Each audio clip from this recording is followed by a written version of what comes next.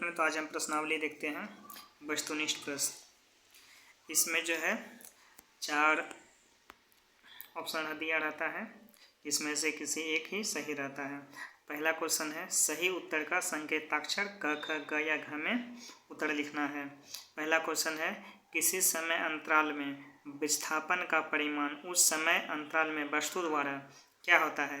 देखिए, ये दूरी हमेशा बराबर होता है, तो पहले हमको समझना है किसी समय अंतराल में वस्तु में विस्थापन का परिमाण। विस्थापन क्या होता है?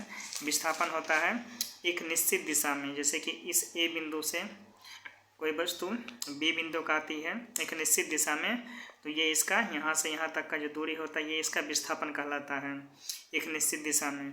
तो विस्थापन का परिमाण उस समय अंतराल में वस्तु द्वारा क्या होता है, तय की गई दूरी के हमेशा बराबर होता है। तो यहाँ पर क्या देख रहे हैं, तय की गई दूरी भी ये है और विस्थापन भी है। ये हमेशा तो बराबर नहीं हो सकता, क्योंकि यदि ए से बी तक यदि ये इस पथ से चले तो तय की गई दूरी ज़्यादा है और विस्थापन यहाँ पे कम है। तो तय की गई दूरी हमेशा बराबर होता है, तो ये क्या है, गलत है। फिर है, ये समय अंतराल में वस्तु का विस्थापन तय की गई दूरी से अधिक होता है। ये जो विस्थापन है तय की गई दूरी से तो अधिक नहीं है बल्कि कम है। फिर का नंबर को है, तय की गई दूरी से हमेशा कम होता है। यहाँ तो देख रहे हैं ये तय की गई दूरी है, ठीक है, इससे तो विस्थापन कम ही होता है, तो हमेशा कम होता है, ऐसा तो जरूरी नहीं है। यदि बाई चांस ये रास्ता नहीं बल्कि यही रास्ता हो तो तय की गई दूरी और तय किए गए विस्थापन दोनों एक ही होता है। फिर तय की गई दूरी से कम हो सकता है, हाँ, तय की गई दूरी से क्या हो सकता है, कम हो सकता है, क्योंकि यहाँ भी देख रहे हैं तय की गई दूरी है और ये मेरा विस्थापन है, तय की दूरी से कम हो सकता है या फिर उसके बराबर हो सकता है। तो इसका आंसर क्या होगा, घ नंबर होगा, तय की दूरी से हमेशा कम हो सकता है। तो देखते हैं इसका आंसर क्या है। 1 का घ नंबर आंसर सही है। अगला क्वेश्चन आते हैं, 36 किलोमीटर प्रति घंटा की चाल से चल रही कार 1 सेकंड में कितनी दूरी तय करेगी। तो यहाँ पर क्या दिया गया है, 36 किलोमीटर प्रति घंटा, ठीक है, तो 1 सेकंड में कितनी दूरी तय करेगी। तो यहाँ से पता क्या चल रहा है कि 36 किलोमीटर प्रति घंटा मतलब 1 घंटा में 36 किलोमीटर गाड़ी चल रही है, तो 1 सेकंड में कितनी दूरी तय करेगी। तो यहाँ पर क्या दिया गया है, 36 किलोमीटर, ठीक है, 36 किलोमीटर प्रति घंटा दिया गया है, तो हमको सेकेंड में निकालना है। तो सेकेंड में निकालने के लिए इसको जो है ना, किलोमीटर को मीटर में बदल देंगे और घंटा को सेकेंड में बदल देंगे। तो आप जानते हैं 36 किलोमीटर 1 किलोमीटर में 1000 मीटर होता है, तो 36 किलोमीटर में तो 36 गुना 1000 ये हो जाएगा मीटर, और 1 घंटा में कितना सेकेंड होता है, तो 1 घंटा में 60 मिनट होता है, फिर प्रत्येक मिनट में 60 सेकेंड होता है, ठीक है। तो इस तरह से ये क्या हो जाएगा, 60 मिनट गुना 60 ये सेकेंड, इस तरह से ये हो जाएगा। फिर यहाँ से ये 00 यहाँ से कट जाएगा और ये 36 कट जाएगा, क्या दिख रहे हैं, 10 मीटर, क्या हो जाएगा, 10 मीटर इसका आंसर होना चाहिए 1 सेकेंड में। ये जो है ना, ये सेकेंड में बदल गया, तो 1 सेकेंड में कितना दूरी तय करेगा, 10 मीटर।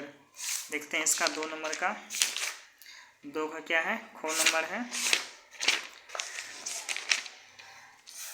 2 का खो नंबर 10 मीटर, जो कि सही है।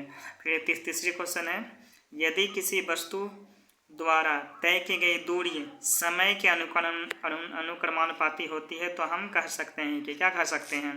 यहाँ पर दिया गया है, यदि किसी वस्तु द्वारा तय की गई दूरी जो है समय के अनुक्रमानुपाती है।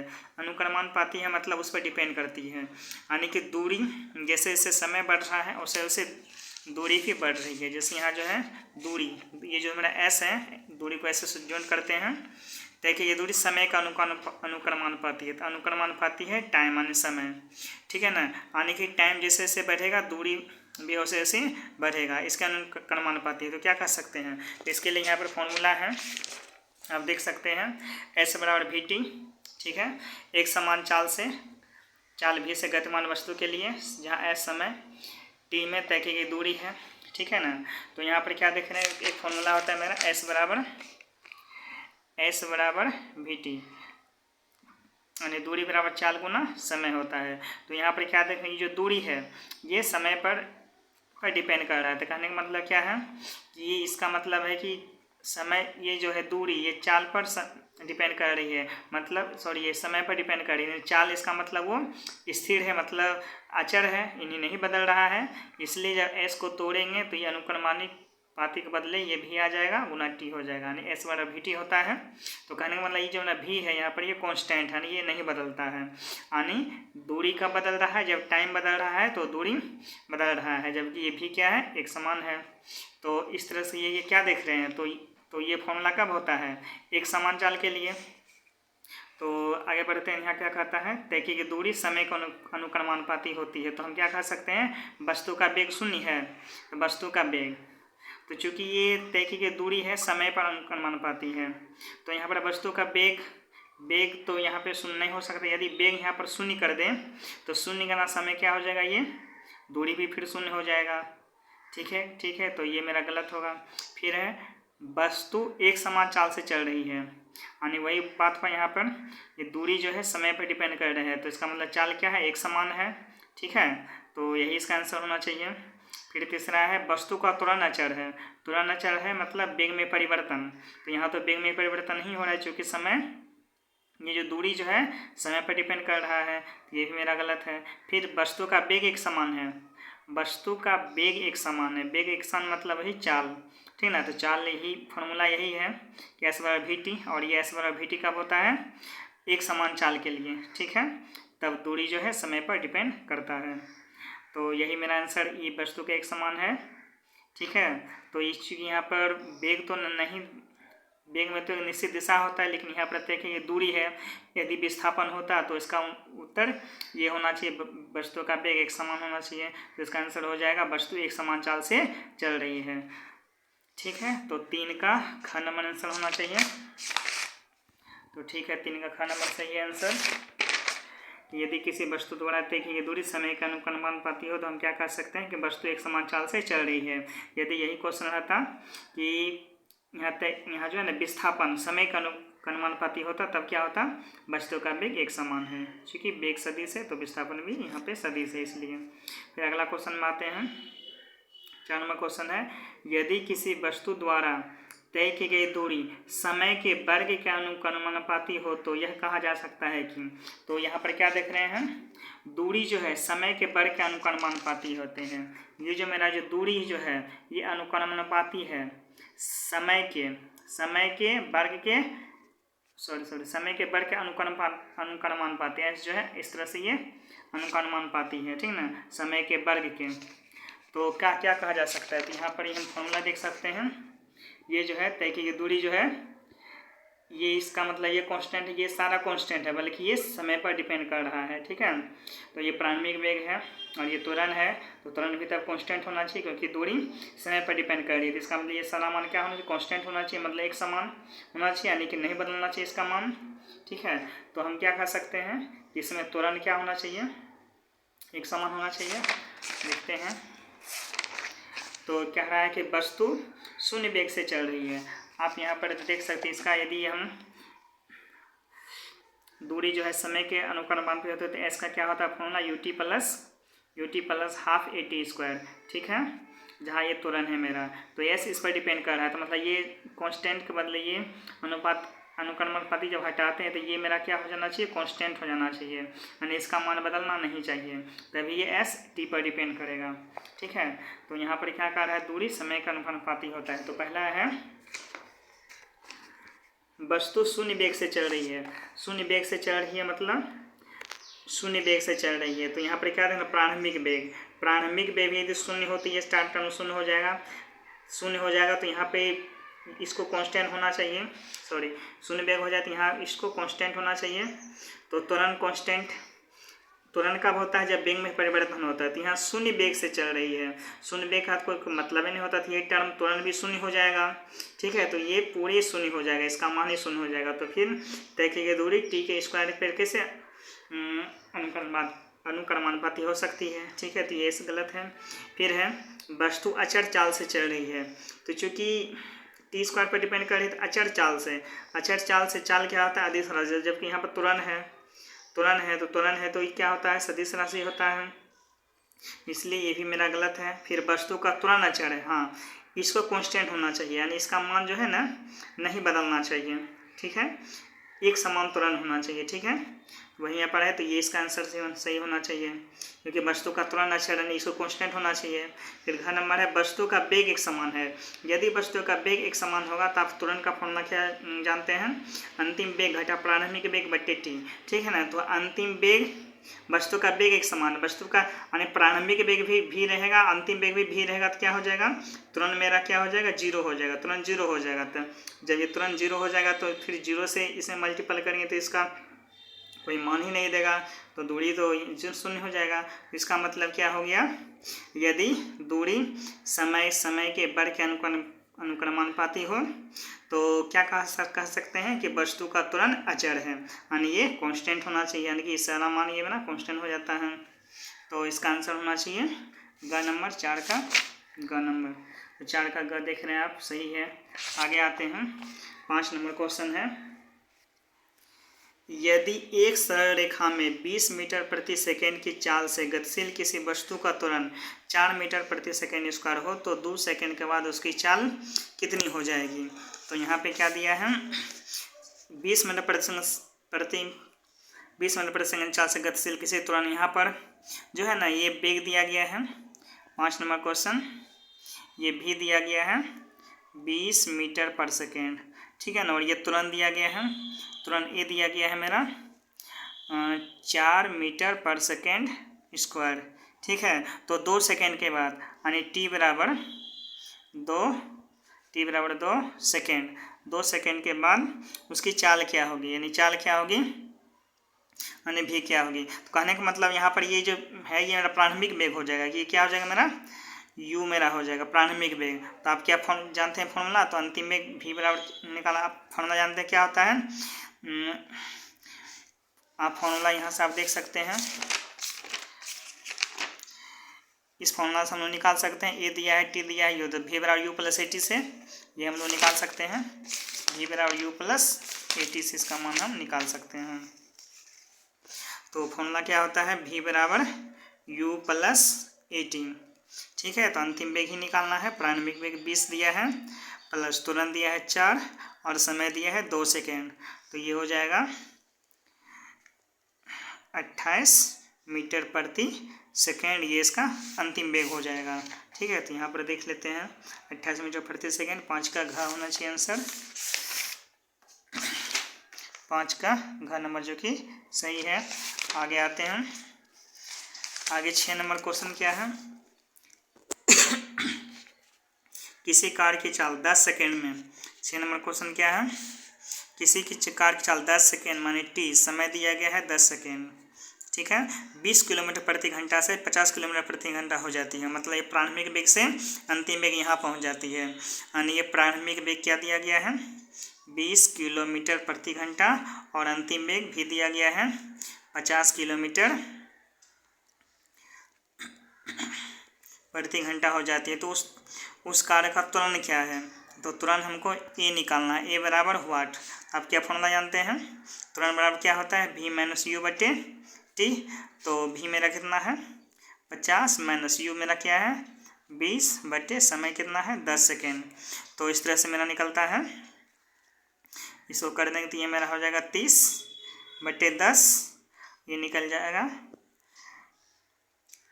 3 सॉरी यहाँ पर किलोमीटर है तो किलोमीटर हो जाएगा, और ये समय सेकेंड में तो सेकेंड हो जाएगा, तो 3 किलोमीटर प्रति सेकेंड ये हो जाएगा। तो यहाँ पर 3 किलोमीटर प्रति सेकेंड आंसर ही नहीं दिया गया है, तो हमको दिया है मीटर पर सेकेंड स्क्वायर में। चलिए ये तो समय है, ठीक है, हमको यहाँ पर मीटर में बदलना है, ये जो किलोमीटर है इसको मीटर में बदल देते हैं। आप जानते हैं 1 किलोमीटर में 1000 मीटर होता है, तो 3 किलोमीटर में 3000 मीटर हो जाएगा, 3000 मीटर, और ये सेकेंड समय दिया है 10, ठीक है। तो ये फिर यहाँ पर क्या देख रहे हैं 3000 मीटर हो जाएगा। यहाँ पर एक सी मिस्टेक है, पहले हमको यहाँ जो है ना पहले इसको हमको मीटर पर सेकेंड में पहले ही बदल देना होगा, क्योंकि आंसर मीटर पर सेकेंड में खोज रहा है। तो यहाँ पर हमको करना क्या होगा 20 किलोमीटर को मीटर प्रति घंटा में बदलेंगे प्रति सेकेंड में, तो किलोमीटर 20 किलोमीटर में 20 गुना 1000 मीटर ये हो जाएगा। और 1 घंटा को क्या होते हैं 3600 सेकेंड होता है। ठीक है, 1 घंटा में 3600 सेकेंड।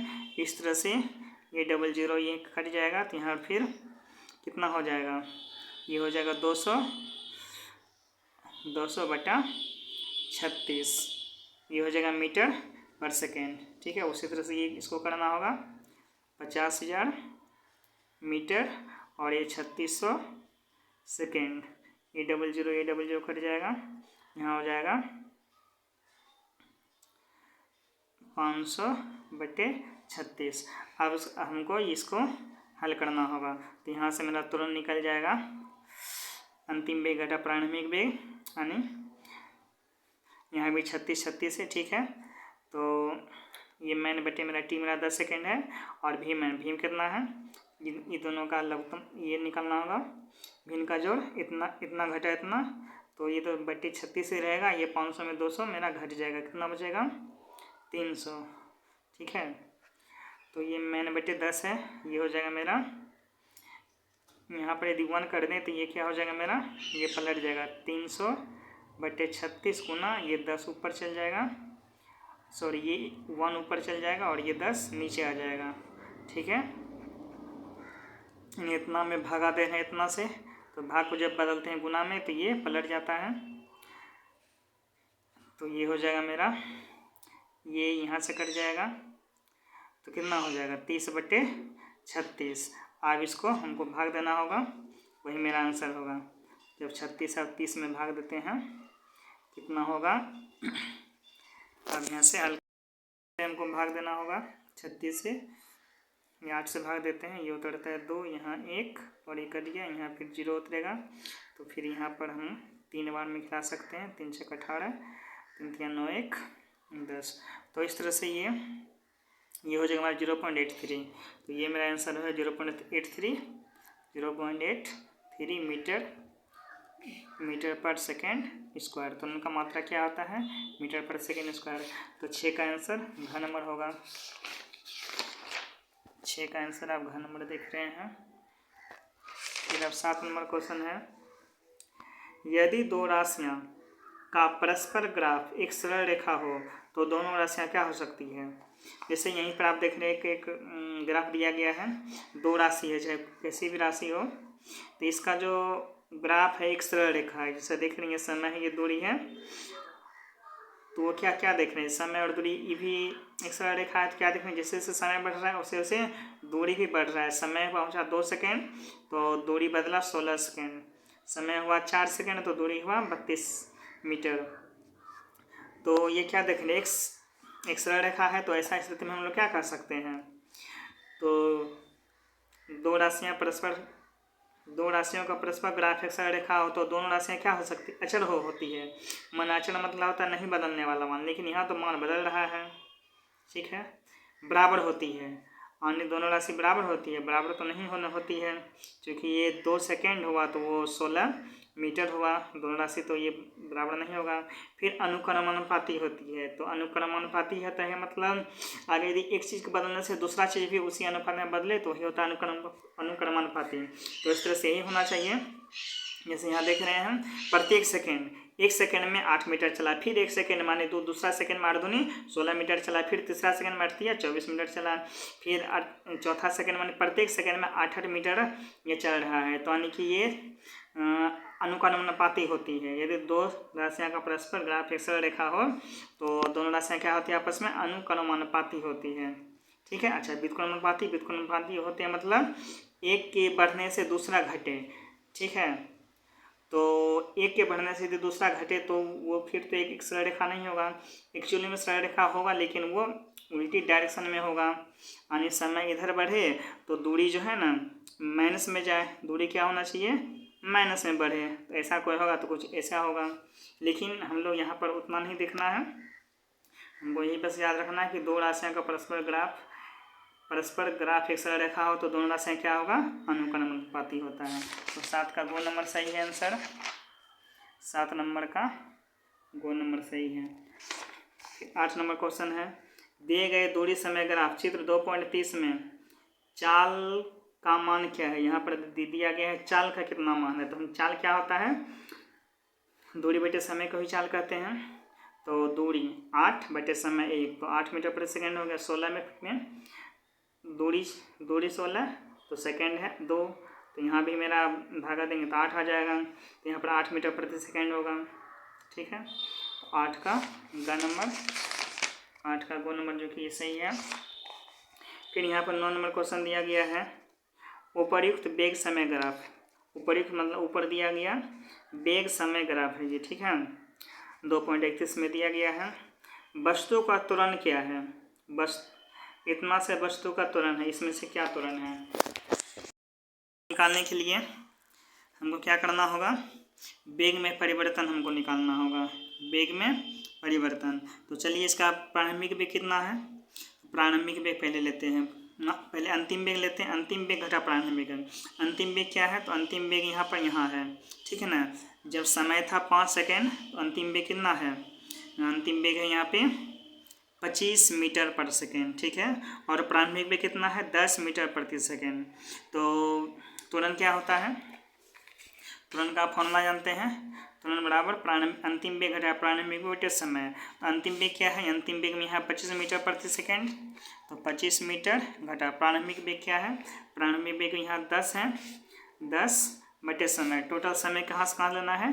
0 से लेके 5 सेकेंड। तो समय मेरा 5 सेकेंड दिया गया है। तो इसको हम लोग हल करेंगे तो क्या आ जाएगा? 15/5 यानी 3 मीटर प्रति सेकेंड स्क्वायर इसका त्वरण है। तो देखते हैं 9 नंबर का क्या है आंसर। 9 नंबर का आप देख सकते हैं, 9 नंबर का आंसर खो नंबर सही है, जो कि 9 का खो ये 3 मीटर प्रति सेकेंड आ रहा है, जो कि सही है। फिर अगला क्वेश्चन आते हैं, 10 नंबर सवाल है, दिए गए वेग समय ग्राफ चित्र 2.32 के अनुसार वस्तु द्वारा पहले 4 सेकेंड में तय की गई दूरी होगी। इस ग्राफ से हमको बताना है कि 4 सेकेंड में कितना दूरी ये तय किया वस्तु ने।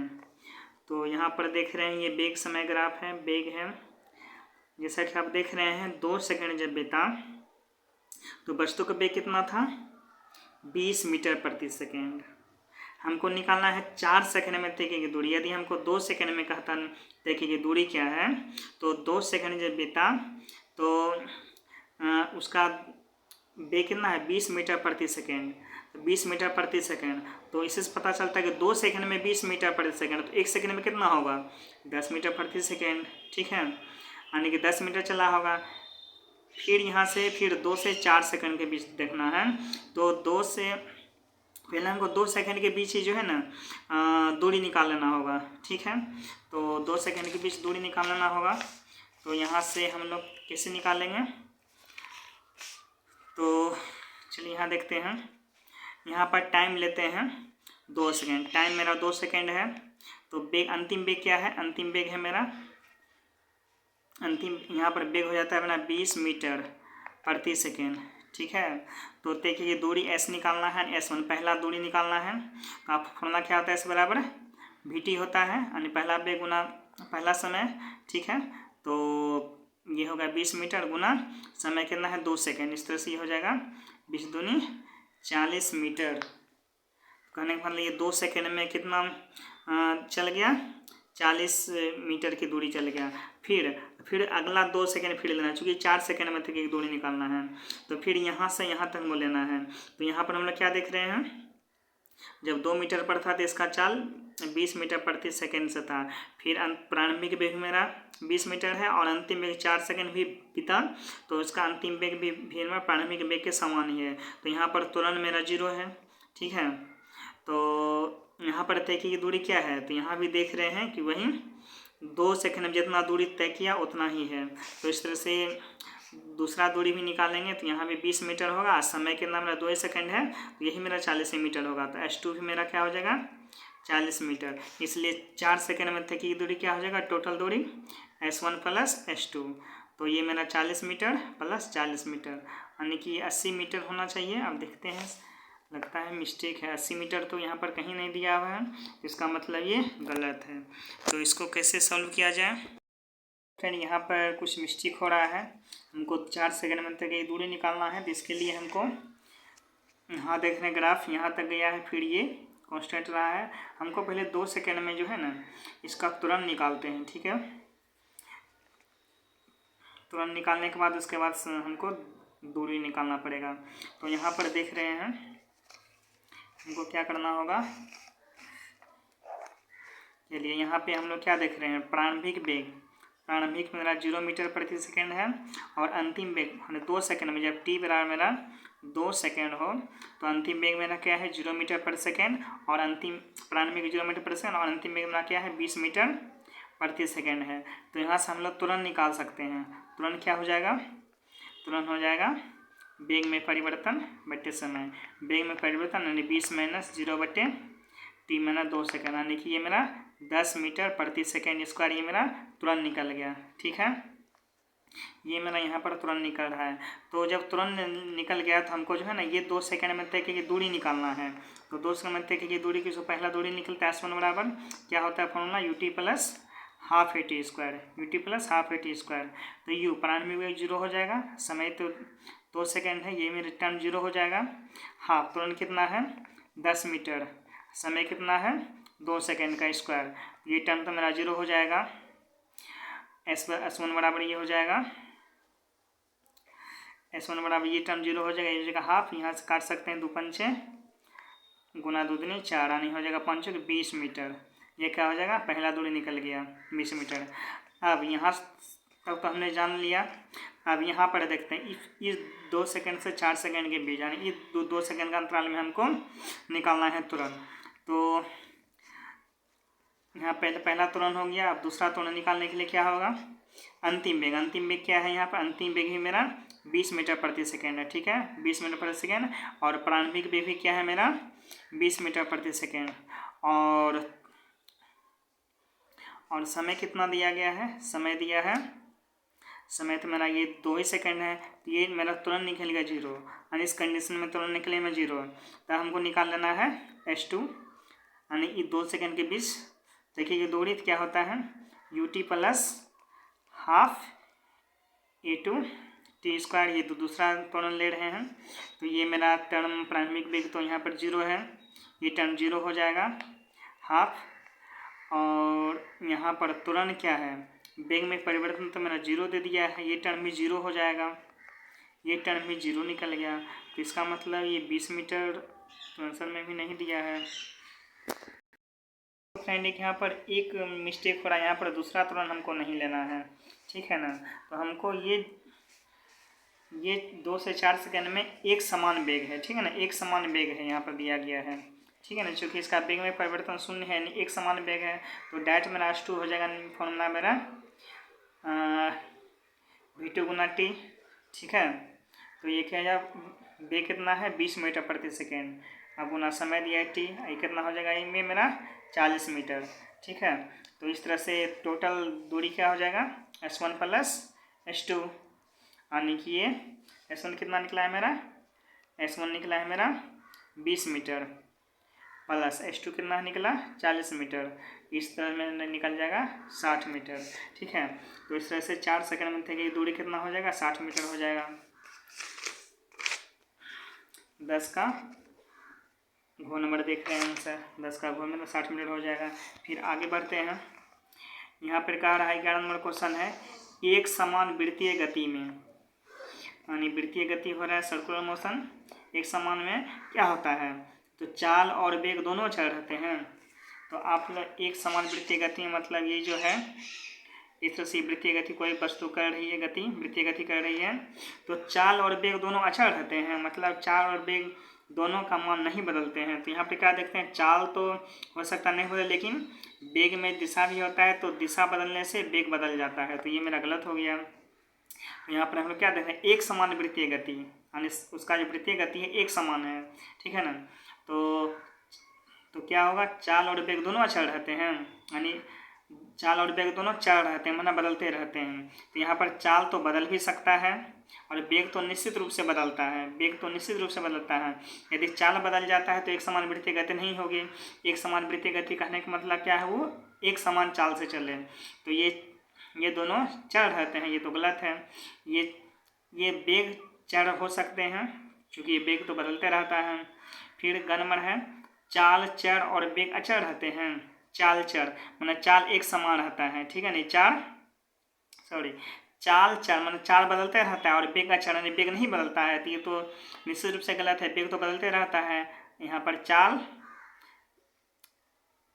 वेग बदलते रहता है, लेकिन यहाँ वेग अचर कह रहा है, ये गलत हो गया।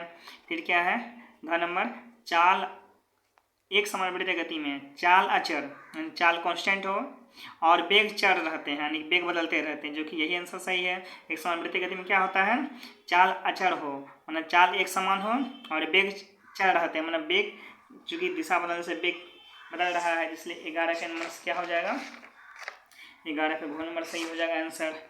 एक समान बढ़ती गति में चाल अचर और वेग चर रहते हैं। फिर यहाँ पर रिक्त स्थानों की पूर्ति करना है।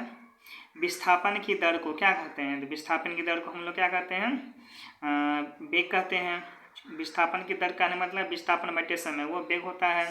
तो यहाँ पर क्या होना चाहिए, वेग होना चाहिए। एक का देख लेते क्या है आंसर, वेग है। फिर यहाँ पे त्वरण का सही मात्रा क्या है, और त्वरण का सही मात्रा क्या है, तो त्वरण का आप लोग फॉर्मूला क्या जानते हैं, त्वरण क्या होता है, ए बराबर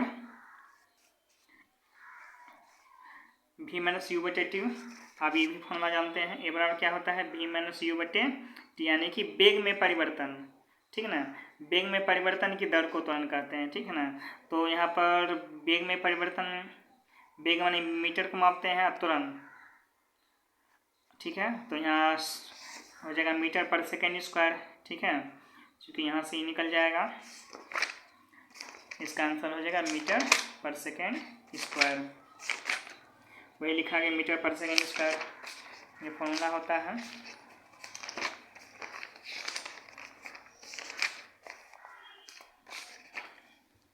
तो त्वरण का सही मात्रा क्या होता है, मीटर पर सेकेंड स्क्वायर होता है। दूरी समय ग्राफ की ढाल गतिमान वस्तु की क्या देती है, तो दूरी समय ग्राफ की ढाल क्या देती है, तो चूँकि दूरी समय ग्राफ है तो उसका ढाल क्या देगा, उसका चाल दे देगा, क्या दे देगा, उसका चाल दे देगा। यदि विस्थापन समय ग्राफ रहता तो उससे उसका वेग देता। तो 3 नंबर का आंसर क्या हो जाएगा, चाल होना चाहिए। तो 3 नंबर का आंसर चाल है, ठीक है।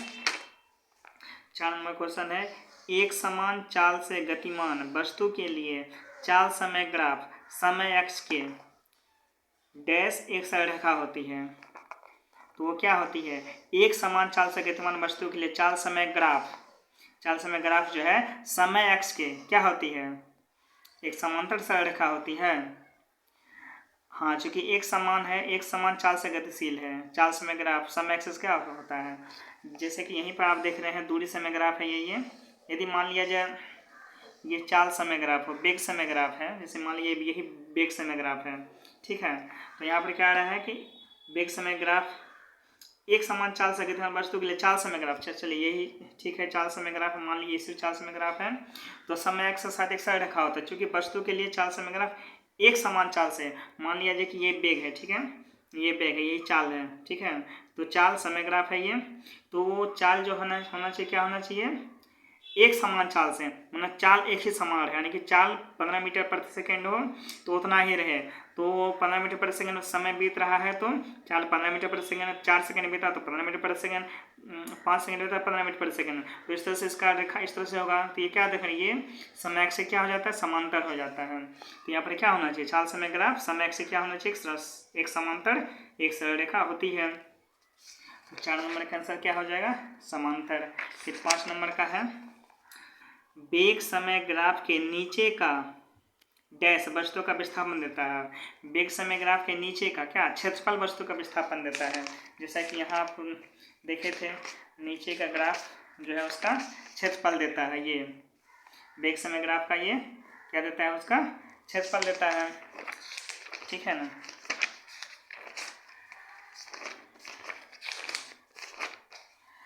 तो वेग समय ग्राफ के नीचे का क्षेत्रफल वस्तु का क्या देता है, विस्थापन देता है। फिर 6 नंबर क्वेश्चन है, यदि कोई वस्तु किसी निश्चित दिशा में एक समान त्वरण से गतिमान हो तो उसका वेग समय ग्राफ क्या होगा। यदि कोई वस्तु किसी निश्चित दिशा में एक समान त्वरण से गतिशील हो तो उसका वेग समय ग्राफ एक सरल रेखा होना चाहिए, ठीक है। तो देखते हैं आंसर क्या है, 6 नंबर का एक सरल रेखा होता है, ठीक है। यदि किसी वस्तु का दिशा में एक समान त्वरण से गतिमान हो तो उसका वेग समय ग्राफ क्या होगा, एक सरल रेखा होगा, क्योंकि ये वेग तो बदल नहीं, एक समान त्वरण है, वेग में जो परिवर्तन है वो एक समान हो रहा है, इसलिए वेग समय ग्राफ एक सरल रेखा होगा। ठीक है, अगले क्लास में हम लोग अति लघु उत्तरीय प्रश्न को देखेंगे।